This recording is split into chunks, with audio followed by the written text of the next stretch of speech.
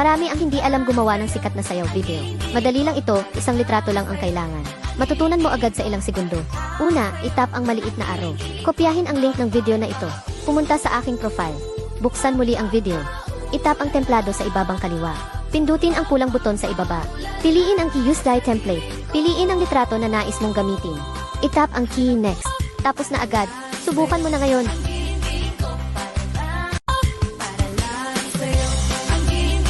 Marami ang hindi alam gumawa ng sikat na sayaw video. Madali lang ito, isang litrato lang ang kailangan.